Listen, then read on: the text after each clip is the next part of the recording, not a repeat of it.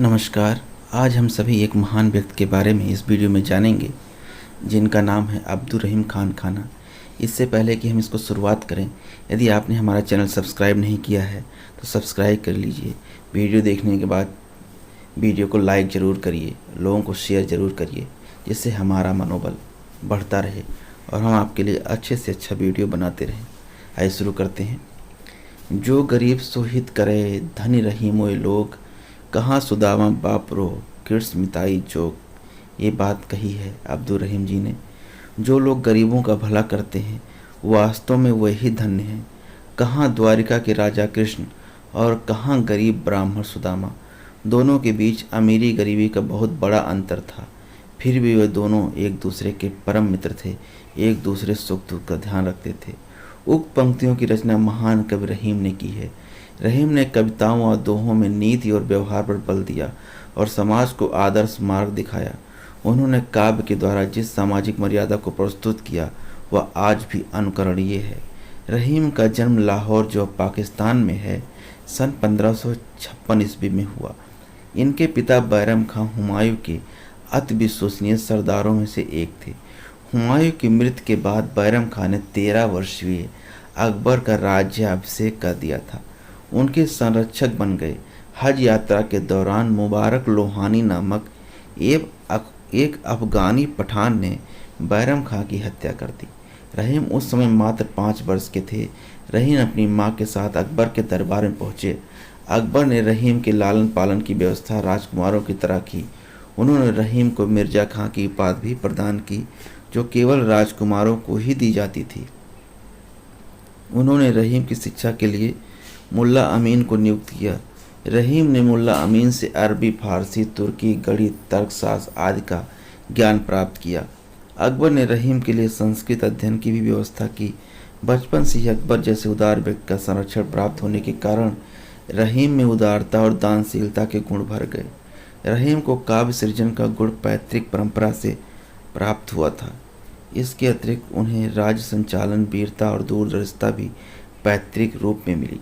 मिर्जा खां रहीम की कार्यकुशलता, लगन और योग्यता देखकर अकबर ने उन्हें शासक वंश से जोड़ने का निश्चय किया।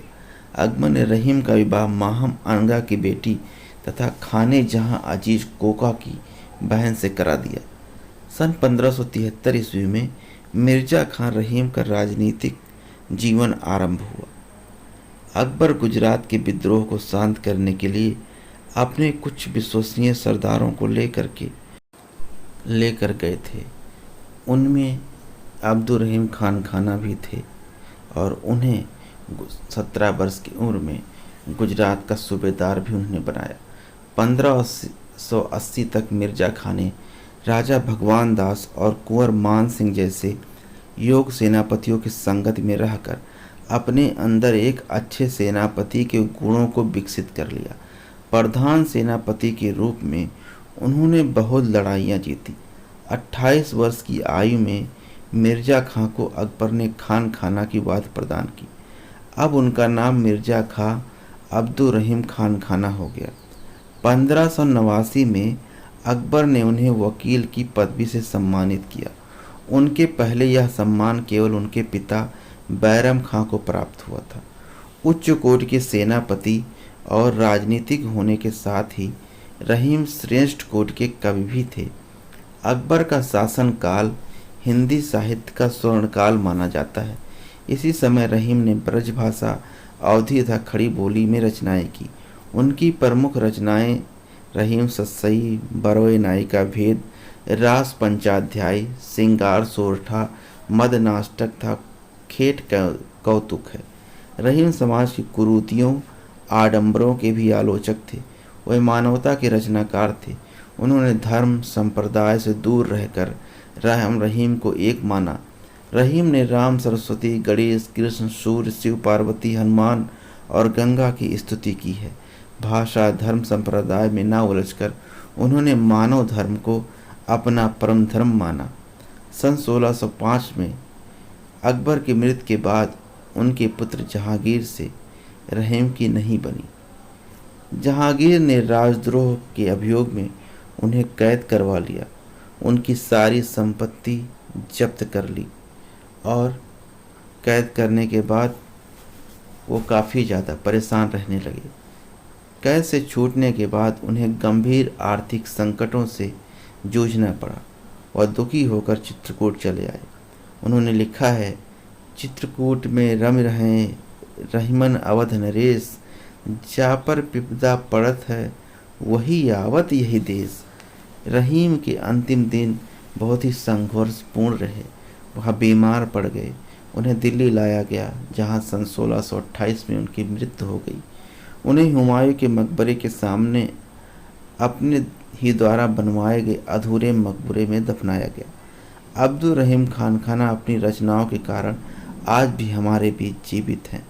अकबर के 9 रत्नों में से वे अकेले ऐसे रत्न थे जिनका कलम और तलवार पर समान अधिकार था।